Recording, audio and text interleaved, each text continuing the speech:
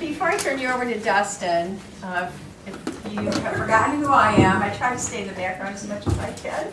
You've seen me running in and out of the building a lot, or the room a lot, because we're trying to be managers of everything that happens. So I want to introduce my co-director for this grant and my partner for the last 13 years, and someone that I have such enormous respect for. We would not be in this room together if it was not for the work of the gentleman I want to introduce you to, and that is Dr. Zhenping Shen from Western.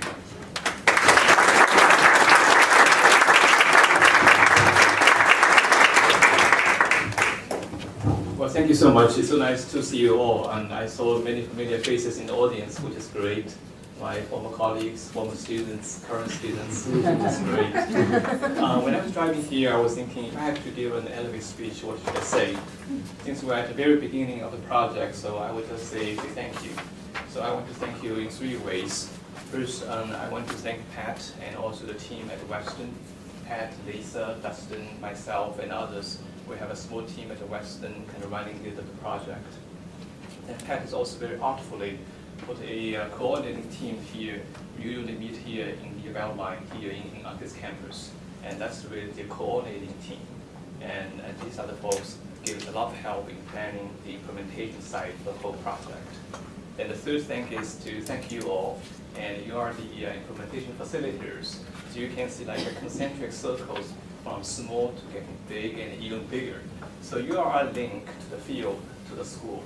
So the title for the grant is High Impact Leadership for School Renewal. And we are so glad to be on the same journey with you. And we will work together in the next 5 years. 3 years first, and hopefully will be renewed for the 4th and the 5th. So look forward to working with you. Thank you so much. Let's set things up for Dustin very quickly. You know we're funded by a major federal grant.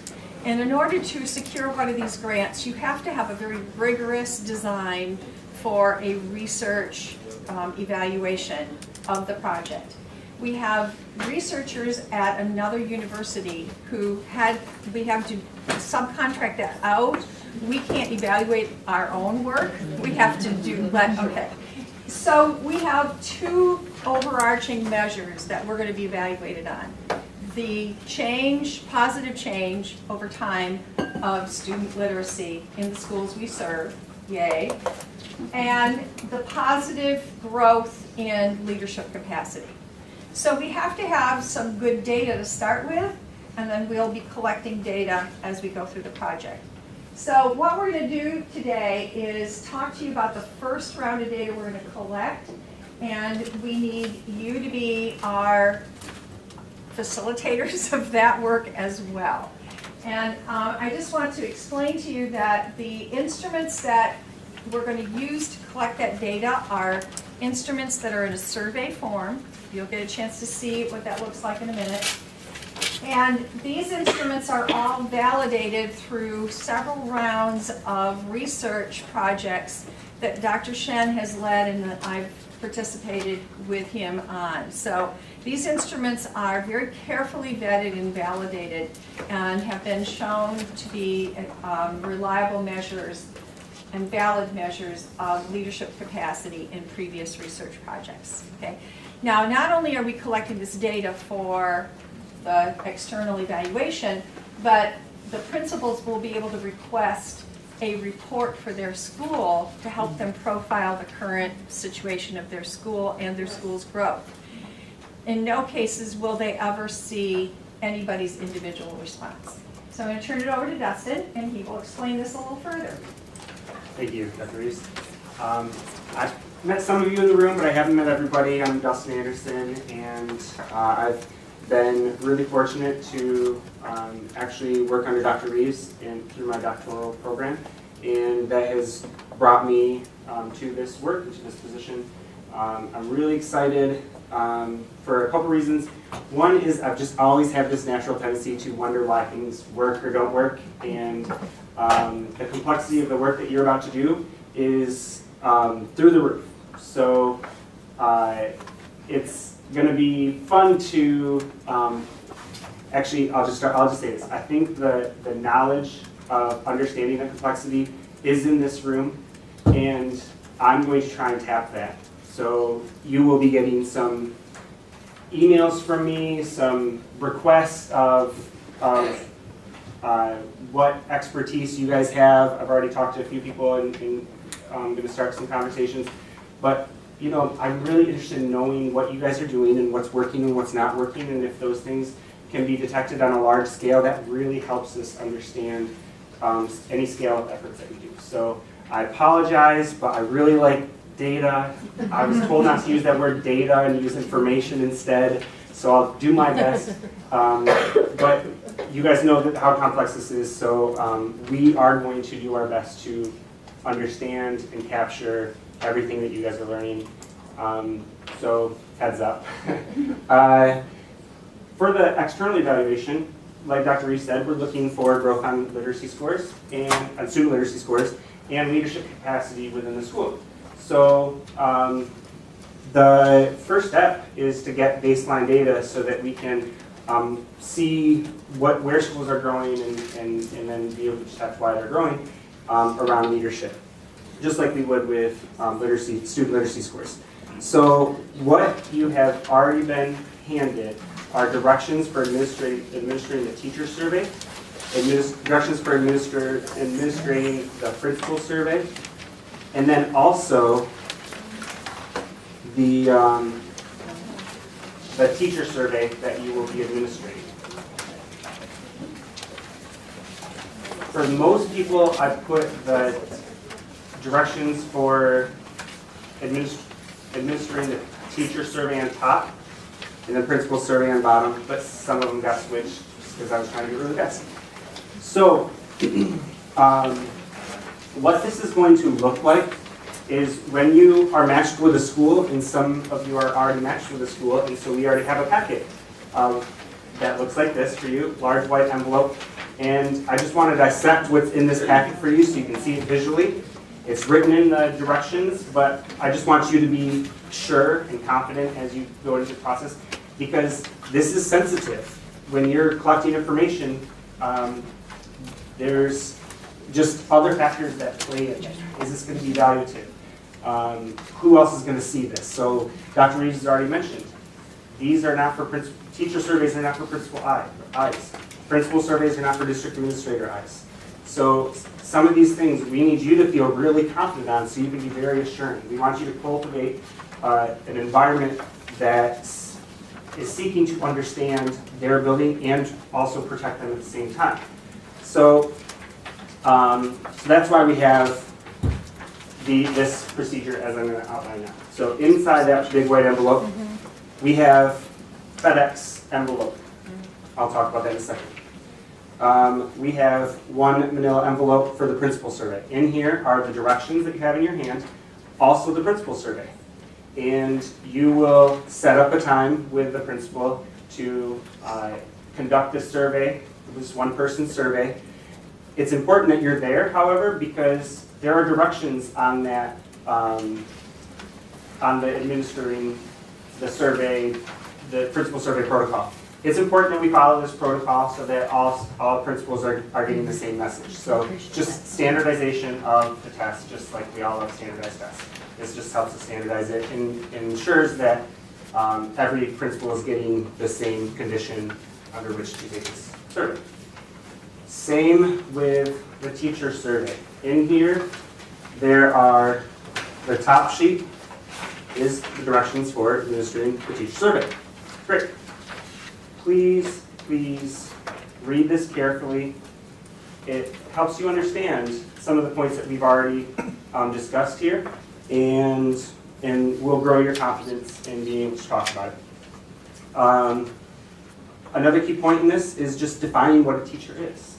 It's a teacher is a school employee who is on a teaching contract full-time and in this school for more than 50% of his or her time.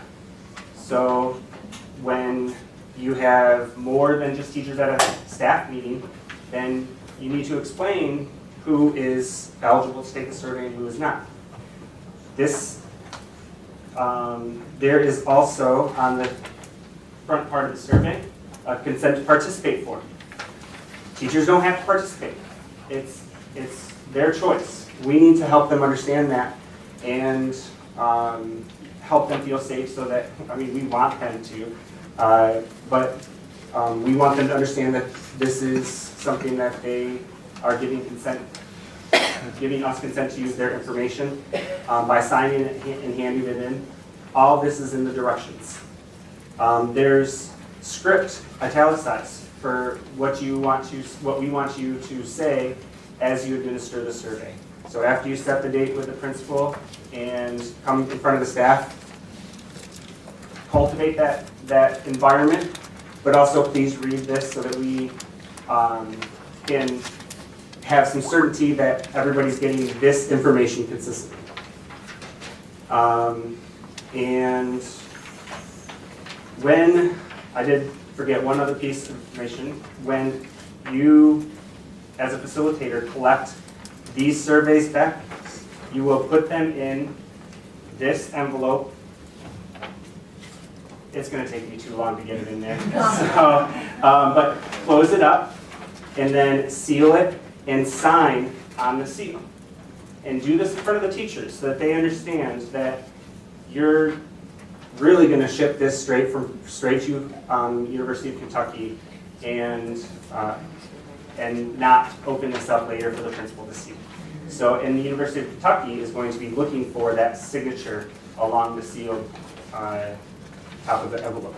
Same with the principal survey, though for the principal survey, the principal signs it and inserts it into the envelope. Directions are again in the directions for administering the principal survey.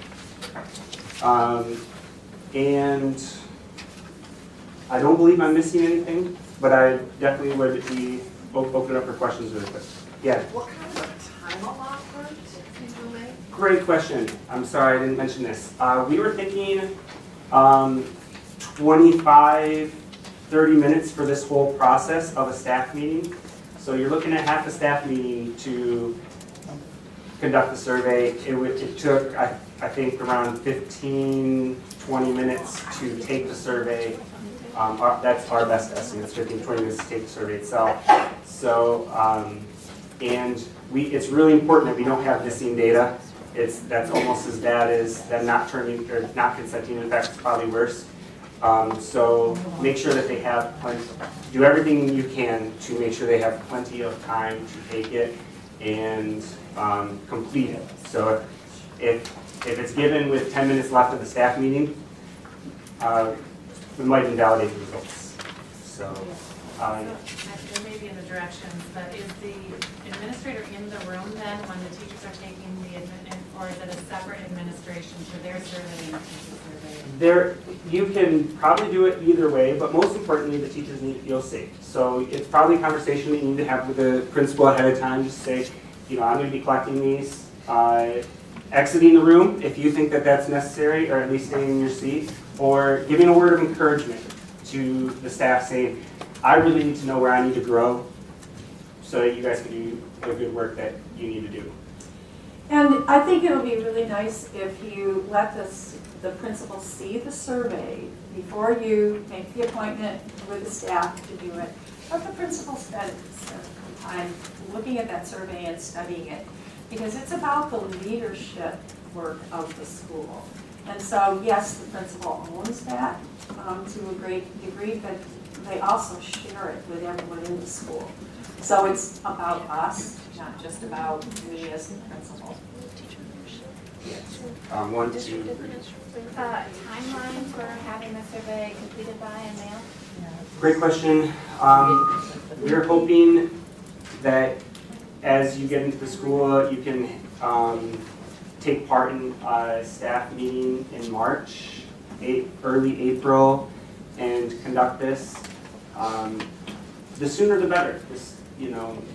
Preferably before you really have an impact on the results of this survey. That's probably most important. Yes? Will the teachers have access to the information in the survey? Yeah, so teachers will have access. So let me just understand access. Do you mean will they be able to get their results back? I think I could hear in the staff meeting, can we see the results? Okay, So the results of the teacher survey identified by teachers will not be released. So they will be kept confidential at University of Kentucky. Even to them? Even to the So teachers themselves? we have permission from the University of Kentucky. They will provide the principal an aggregated report for their school. And we feel that part of the trust with the principal is that it's up to them to request the aggregated report, and it's up to them to decide how to use that report, and whether or not to engage their staff. You know, in a perfect world, we want that principal to grow comfortable in their relationship with the staff, that it becomes our data, not just my data. But every principal is going to be in a different place there. So it's up to the principal to decide whether they want to request an aggregate report, and where and how they want to use that report, and to what degree they want to use it with their whole staff. And when she says principal, the principal, not the district administrator, not the teachers, the principal. So, and I don't believe we've gotten permission to give individual teachers their results back, but they don't have any need for that. But yeah, I'm sorry, 3. My question was the same. I wondered if they would receive a summary or results or whatever from the surveys that I've had. Okay, great. I saw 1, 2. Aaron, and then back here. Bob, okay. Will the facilitators of the building have access to that report as well, or just the principal? If the principal, we really want the principal and the leadership team to make a lot of these decisions. You're building capacity within them to want to seek data, and they may not be ready to request, a principal might not be ready to request that, but we want to give them the power to, I don't know, hold on, unless I'm being corrected. So we have permission to use the aggregated data in our workshops with you. So the management coordinating team has permission to use that data when we do workshops with you. Okay? So we'll have aggregated reports that we can work with within our workshops. We're not going to hand you those reports to take out there into the broad world. Okay? How much time will it last before the results are available? Dr. Shannon? Would it be like M-STEP where you get like what? What do you think? 2 months? We'll try for 2 months. Thank you for that question. Any other questions? Oh, yeah. I don't know if it's a question for you or possibly you. The question, when we're just getting to know, you want it done in March or early April, and we're just getting to know these stats, is there a certain indicator you want us to look for before we say, hey, now we want you to take a survey? Yeah, so I think that's an excellent question. We don't want you to sacrifice that building a good working relationship from the beginning to rush to get this done. You know, our perfect world is by end of March, early April at the latest, before everybody starts taking off for spring break. But if something happens that you get started late, or something delays you, or you're just not feeling that it's right, I'm going to talk about this next. You will all be assigned to a specific coordinator, and you can talk about that with your coordinator. That's one of the things we're here for, is to say, okay, how can we help you with this challenge? So if there's anything that's not feeling right about proceeding with trying to get this accomplished, you'll talk to your coordinator. And by March 2, when we have our next workshop, which comes up right away at the end of next week, we will have you all assigned to a coordinator, and you'll know exactly who to talk to. And I'm gonna vocalize my inner Doug really quick, because I really believe this. We don't want the evaluation to get in the way of any good work. So it's however I push to have you get something done, or if I say sometime like, hey, where's your survey? Where's your survey? Please don't. The integrity of your work is far more important, and that delay that you feel is necessary and you've talked to a coordinator and they feel is necessary, that's important information. That's data for us. So, so that's what I'm gonna leave you with, is pushy as you feel I'm being, I don't want you to sacrifice the integrity of your work. So, You can count on us to protect you, right? yeah, right. I don't want Dorothy coming after me. Oh, absent teachers, it's just gonna be missing data, I believe. And that's just unfortunate. So anything you can do to I was a coach, so a lot of my staff meetings, I went to the following day. Anything you can do to persuade everybody to be there would be fantastic. Fortunately, elementary school is not as many athletic coaches, but there's gonna be plenty. And you use your judgment, because, you know, if there's a couple people there the next day that you're in the school and you were able to capture them because they couldn't be there, you can always add their data, but just follow the protocol. Don't deviate from the protocol on how to do it. Yeah. Don't let 3, 4, 5 weeks go by between, you know, if after a couple days you haven't been able to recapture those lost teachers, then that's just lost data. Does it matter if they use pencil, ink? I don't believe pencil or ink will matter. So, Dustin, a lot of our schools have long-term subs in positions because we're so short on teachers. By that definition, they would not be taking this. long-term substitute teachers or guest teachers would not be taking this. Yes? Did you say that in the beginning, though, them signing off, is that optional? Yes, this is an optional it's optional participation. So we don't want to encourage them not to participate. Right.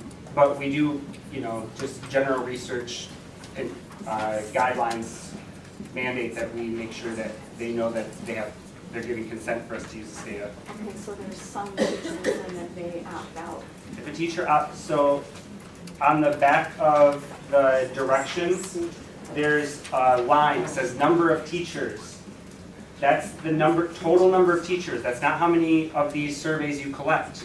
Because if you have 20, this school, it's written on the front of the white folder, Verona Elementary, actually from this one. They're given 23 surveys. That means they have maybe 21 teachers and just a couple extra in case we were off. If only 15 teachers, if you only get 15 back, then you still write how many 21 teachers, but then we just get 15 surveys back. And then are they signing a consent form either way? Like what, the ones that opt out, I see this, and this appears to be one if you're taking the survey, correct? Yep. So are they signing something to not take the survey? They don't have to sign anything if they choose If not they're to. not taking, okay, and then do we indicate if there are long-term subs in the building? So by the building of 23, you don't care why they opt out, you'll just know 15 teachers took it? Yep. Okay.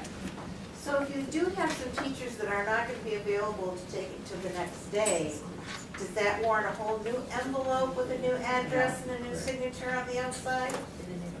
They Probably should. Yeah, that one. So like a new FedEx envelope too, or you, So how okay. Yeah. Yeah. Because you have to sign and seal it, or seal it and sign it. So you'd have to just come up with another envelope for the next day and just put a new date on it. And then Sign and seal those. And then we can facilitate picking it up somehow from you, just as long as you, in your judgment, know that the teachers are comfortable and you're getting that extra information. That's fantastic. So if you know that you're going to be collecting some more data over the next day or two, don't seal your FedEx envelope until you get both envelopes. Yeah, envelopes. Oh, that's a good idea. Okay, great. Thank you so much for your time. Thank you for being here and for participating with us. And we're very excited. We would, we've had such a rich day that it's not a surprise that we're now starting to watch the clock a little bit. And so we're not going to do the processing today. which might be a good. I think this slide presentation, we're going to send you a link to this and all the materials for today. And so you may want to just spend some time reading the survey, thinking about it, and use these reflection questions. And we'll come back to this conversation again, probably not on March 2nd, but we'll come back to it again. Because these instruments really do delve into some important aspects of leadership capacity, and it'd be great to have you have a chance to really think about that and think about how that relates to your work. But we're going to move forward now to the thing that you probably need to know most of all. In your packet, after the materials on the survey, you have you have additional documents that start with a document called Facilitator Guide for Getting Started. Okay. Now, before I get you into this, I also want to make sure on the table when you came in this morning, there was a document called Facilitator Work Record. Would you pull that out? If you don't have it, there's more here. So you need this Facilitator Work Record. Raise your hand if you don't have it. I bet you Diane would help you. That's why I put them in a pile. Facilitator Work Record. No, I don't think so.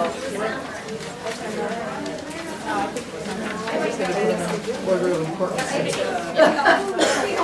They would all be. I would need to go out for something right away. Yeah. What I'm going to talk about is what you see on the slides is also on the Facilitator Guide for Getting Started, which is the packet that you had in your hand while Dustin was talking. So let me just quickly kind of walk you through our thinking. We did not want to hold you up from getting started, but we also don't want you to send you off without at least a menu of things you can focus on in these first few weeks. So here's some possible menu items for you, some of which you may have already done. One of which is verify that you are confirmed with a school. And if you know you are today, then you're going to go home feeling pretty happy and secure. If you think you might be confirmed with a school today, but you're waiting for that confirmation, would you make sure that you let one of the facilitators know that you're uncertain about whether you're confirmed or not? And then there's probably about 8 or 10 people who are still needing to be linked with a school, that we haven't even gotten the conversation far enough to say you're partially confirmed. We think we know who you are, but if you're concerned about that, then again, see one of the facilitators if you need to talk about your status. I will also be available as soon as we finish today to talk about your status if you have questions, okay? For those of you who are confirmed, and those of you who get confirmed over the next 5 to 7 days, by March 2, we're hoping there's just no questions left, that we've got everybody matched, okay? These are some of the things that you can be focusing on. In your first contacts, maybe you need to get acquainted, so you might want to start with an email. You may need to get acquainted visit. And you certainly have had lots of conversation today and the day you were with Carolyn about that get acquainted process. You don't need to go any further on that if you've got a lot to draw from. You know, as you get into the school, our motto should be seek first to understand. Of course, they're going to be curious, so we don't want to say, well, my job's to understand you, I can't answer your questions. So it's going to be a conversation, isn't it? It's going to be you understanding what they're thinking, what they need to know, what they're hoping that you can help them do. And they're going to need to get some more understanding from you about what the work is going to be. So it's going to be reciprocal. But some of the things that you want to kind of be able to talk about when you come back to facilitator workshops is what have you learned so far about their literacy status? What have you learned so far about their goals and their plans and all the different initiatives? One red flag for all of us should be, how many different initiatives are they trying to implement all at once? So one of our workshops together will be on how do we help these schools bring what appears to be separate initiatives together in one more aligned effort. But we need to know what those initiatives are. What they think their needs are, their ideas for how you can help, the key roles and responsibilities of the people in the school. So you're looking for, who's playing a leadership role? What kind of leadership work are they doing? Who are the hidden capacity folks, the people who sort of stay behind the scenes, but they're the ones that are moving things along? We really want to figure out who those folks are. We certainly want to know what they understand about the HIL project and what more we need to do to help them understand, knowing full well that it's going to take the rest of the school year for this all to gel and for everything to sort of settle into mutual understanding. We don't need to rush this. We've got the rest of the year to get through that first really solid way of them understanding how we can be of help to them and us understanding where their needs are and how they want to move forward. Starting to meeting and get to know the staff, you can go whatever pace seems to be right for you, getting to know the staff. Some of you might be sensitive about your first time in front of the staff if you're asking for the survey data. So maybe you show up at other staff events just to get to know people before you try to do the surveys. Arranging for you and the principal to begin to meet with various stakeholder groups, and keep in mind that central office may or may not have much focus on this right now. So, we don't want to be going to central office around our principals, but we want to be there with our principals to have conversation with central office as needed about what are we doing together. And sometimes eventually down the road, maybe what is it the central office might be able to do to support us in this work. Identifying the 3 teacher leaders is really going to be an important early part of the process. And one of the things that we hope you will convey is that to the degree possible, we hope the principal and you will think about all the capacity in the school. Think about teachers who maybe haven't been tapped yet for leadership roles. And keep an eye to diversity, please. One of the things that I think is an important part of the policy behind this big grant is that the federal government wants to be able to support the inclusion of a much more diverse array of people and capacities and talents and backgrounds and cultures, because that's who our schools are. So, look around this room, folks. In a perfect world in 5 years, if we started from scratch and gathered people together like you, maybe we wouldn't look so homogenous, okay? So, and it's not just how we look, but it's also our backgrounds, our experiences. So please, whatever you can do, let's encourage some conversation about the importance of diversity in the school leadership. And if we can't get diversity from within the staff, how down the road might we draw upon our stakeholders and our students and our parents to share leadership, and is that a way to get more voices and more perspectives into the work? So I really want you to be thoughtful about that point. We'll have conversations in future workshops about issues of inclusion and about issues of poverty and privilege and power. Those are all going to be issues that we're going to have some really good conversations about. We talked about the surveys. If the instructional rounds have been completed, you definitely will want to get a copy of it, of the report, and have dialogue with the principal and teachers about that. And then, in addition to recruiting these 3 teacher leaders, not just in the beginning, but throughout this project, help the teacher, the principal and these other teacher leaders cultivate and generate broad leadership across the school so that that leadership quotient just keeps going up and up and up, okay? That's all right. And then, you know, over time, you don't have to do this in a formal way, but there may be times when you do need to have a little formal conversation that helps orient the principal, the teacher leaders, and the staff to the HIL project. Okay. All right, so part of getting started too is to make sure your calendar works according to what we're hoping we can accomplish with you between now and the end of September 30th. Why September 30th? Academic year ends June 30th for school districts. Federal government ends September 30th. Okay? Can I ask Yes. a quick question about the dates? And it's probably my mistake. I have October 5th and 6th. Did I just put it on the wrong month?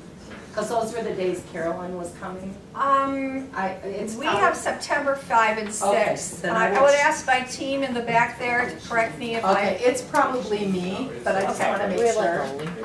I do that sometimes. Those dates were not what you. Everything that we've done with you today, by the way, we're in the process of setting up places you can go to get everything electronically. So right after this workshop, you'll get an instruction from Lisa on where you can go to gather all the materials we've shared with you from the orientation in December, the January session with Carolyn, and this session.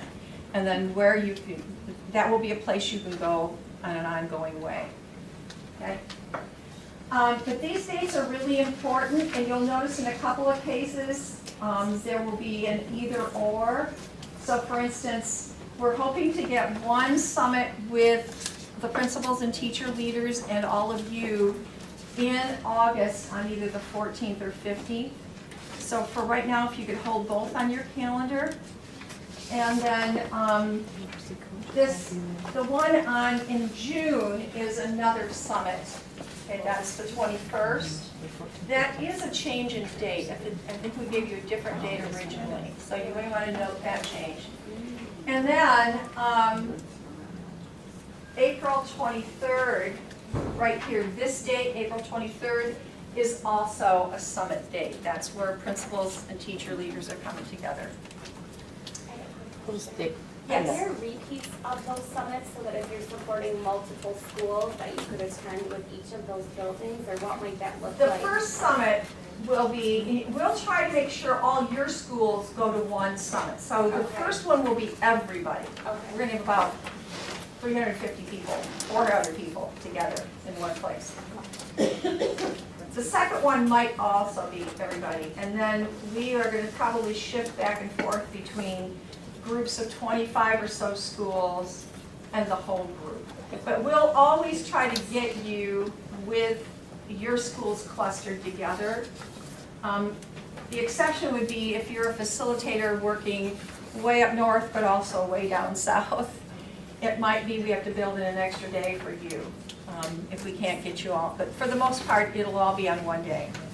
And for the ISD early literacy coaches, we have trainings already in August. Yes. The 14th, 15th, and 16th in Traverse City. Oh, goody. So Okay, those are dates we know are not going to. What you can not for do everybody, right but for a now few of is us. to email Lisa with any conflicts that you know would make it so that your principal and your teacher leaders and you could not attend one of those summit dates, okay? That would really be helpful if you let Lisa know that. Then I wanted to carry you into September, so you're going to have about 15 days possible that you can be in the school between this moment and the end of the school year. Now, some of that might include a couple days you're in the school after the teachers and the students leave, okay? There might be some wrap-up things you can help the principal with. So to get in your 15 days, you may have to talk to your coordinator if you have a hard time getting in your 15 days. In the fall, in September, before we start a new year, you'll have 4 more days that you can get into the school for each school, plus those workshop days. For your first contract, you will be contracted from this moment through September 30th, and that equals 33 days. Yeah, thank you. So that all adds up to 33 days. Your compensation is at the rate of $500 a day.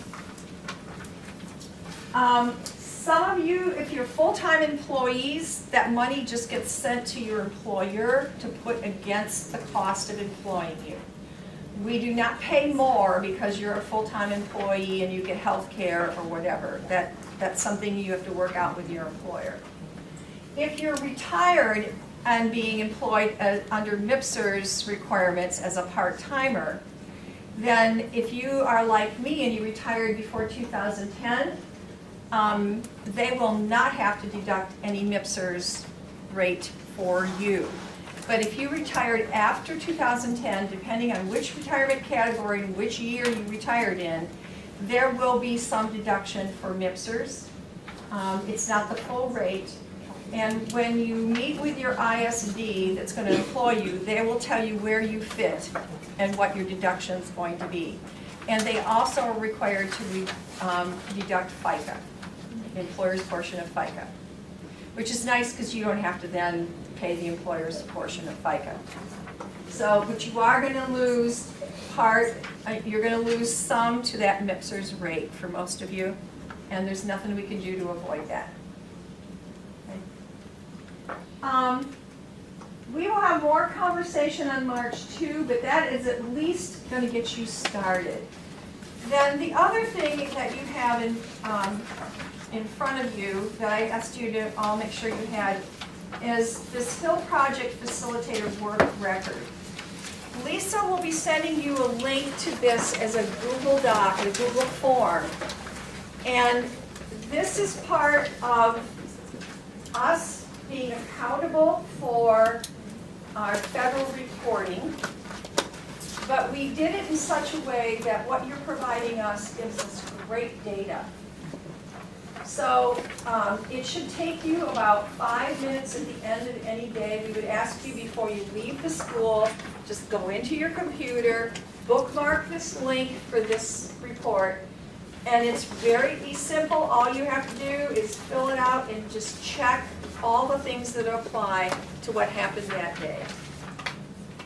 And if anything doesn't seem to, you don't know how to interpret anything on here, all you have to do is let Lisa know and know how to interpret it. And I think that's it for now. What questions do you have? For today, no. Oh, that's a really good question. This is only required for the days you're in the schools. For the days you're with us or at the summits, you don't have to complete this because we have a record of what we did the days you're with us. But you do need to complete this each and every day that you're in the schools. Yes. If we miss a training day, is that $500 taken off? Is that? The ISDs are agreeing to pay you. There's 3 of them, Van Buren, Kent, and Ottawa. Want it as simple as possible. So if you cannot fulfill all the dates, please work with your coordinator for alternatives for how you earn your keep. Okay. We are filming all of these, and so the requirement would be that we would ask you to watch that, and we would talk to you about what your takeaways were, every question. There will be a process by which we can help you if you have to miss. That said, do everything you can to attend and be part of everything that is on the schedule. On the 33 days, 33 full days. So we all know that a full school day for kids is about 6 hours, give or take. For staff, it's about 7 hours or 8, depending on what district you're in. For principals, it might be 20. We're not going to ask you we're not gonna quibble with you about, this day you were there for 6 hours, that day you were there for 7, one day you were there for 3, but then maybe you stayed for an evening event another day. We have vetted all of you very carefully. We know what kind of people you are. You're gonna give full value, okay? I'm just kind of wondering about this, so, if we were in a building for 3 hours on a given day, and then another day we're there for 4 hours. This form in Google Docs also has a part that you're not seeing here. And the part you're not seeing here has a list of number of hours, and you just click the one that applies to how many hours you were there that day. Thank you for that question. For those of us that are already allocating days for the next, for 18, 19, do you have an idea of how many days it'll be after September 30th? Yeah, from October 1 of 2018 through September 30th of 2019, you will earn $22,000 and you will put in a total of 44 days. Thank you. Perfect. Yeah, here's some water for Oh, you. thank you. And remember, we have our parking lot list, so if there are any other questions, let's write those down on a Post-it and get them back there. It's one of the first things we'll take care of when we meet next Friday, March 2nd, okay, in K-Recess. So we're going to see each other next Friday. So please put those down, or any things you're thinking about, so that the facilitators can have the questions answered, okay? Lisa has been out of the room most of the day preparing 2 packets of surveys for you. Lisa, do you have anything you want to say to them about, are you going to let out any of the packets today, or how do you want to do that? If you, I would say yes, I'm comfortable with you taking the packets with the survey instruments in them. If you're going to be, if some of you are in your schools already, somebody who couldn't be here today, for example, is having a meeting with their school on Friday and really wanted to get that in her hand. So if you're definitely matched to the school and you're definitely meeting with your schools this week, I'd like you to take them with you. And I'm just going to be making a note of everybody that's taken them. If we're still more uncertain and you don't feel like there's a pressing need to have it in your hands before next Friday, then you can leave them and we'll distribute them next Friday as well. But I would like to get them out as much as possible. And then obviously once you take it, you're responsible for it. It's got the FedEx shipping label in there, and once you collect all the data, you're going to just drop it in a FedEx Express, deliver it to either a FedEx office or a FedEx Express, kiosk. The kiosk, yeah. Yeah, and then it will be delivered. It's 3-day express. So, and it doesn't matter. I confirmed with FedEx that, even though I already paid for the shipping labels, there's no time limit as to when they have to be shipped. So, but I'm sure Justin mentioned that our goal is to have all this data collected by the end of March. So we need to keep that in mind as we're planning with the school. Early April. Wow, what a full day. It's been a lot of fun. We started by playing some volleyball this morning, and we came all the way to the end of our day today. Here's some things just for cleanup. And one reflection. We started our day saying learning is I'm trying my principal voice. Learning is a permanent change in thinking or behavior. So as you're driving home tonight, or you're thinking about your learning today, what is something that you used to think, and what do you think now? What is something that you used to do when you worked with groups, and what might you do now? And next Friday, we'll make sure that we gather up and reflect on the learning today and how that's going to help us go forward. Would you please make sure that all the markers and the manila bags are in the center, so we have all the sharps. Clean up any of the goodies that you have there. Do like a planning session, yeah. I know. And we'll see you next Friday, March 2nd. Thank you. They were actually, I know. no, it's not. I'm sorry. Oh, that's okay. You're not gonna be there.